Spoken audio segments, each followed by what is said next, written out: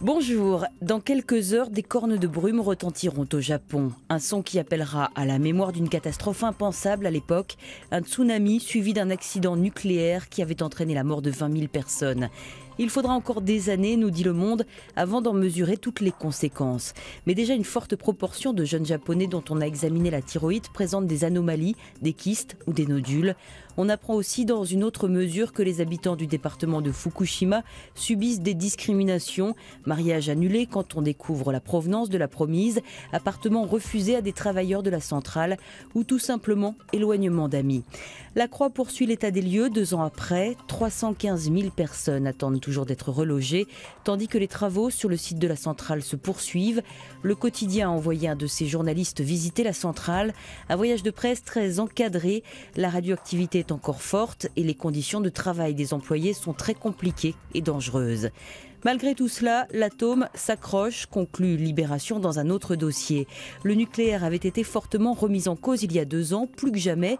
Aujourd'hui, cette énergie continue à se développer malgré les risques. Le journal fait un tour d'horizon des pays qui croient toujours dans le nucléaire. Du Japon qui envisage de construire 6 nouveaux réacteurs, au Royaume-Uni qui prévoit 8 nouvelles centrales, en passant par la France qui envisage timidement de ralentir sa part du nucléaire dans la production d'énergie, tout en construisant l'EPR, le réacteur nouvelle génération.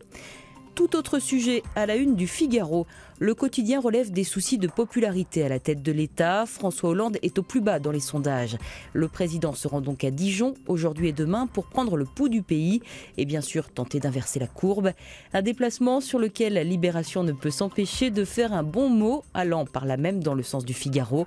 François Hollande à Dijon car sa cote d'or, nous dit le journal, qui relève que 2 jours dans une ville de province, c'est beaucoup, à la hauteur de l'impopularité de François Hollande.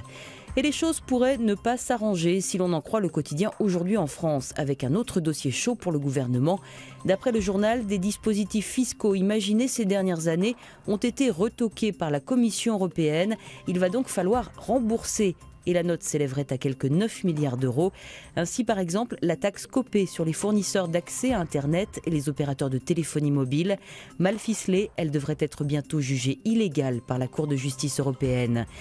L'image du jour, c'est un visage, celui de David Bowie, que vous verrez dans de nombreux journaux ce lundi. Tant attendu, son nouvel album The Next Day sort aujourd'hui. Bonne lecture et à demain.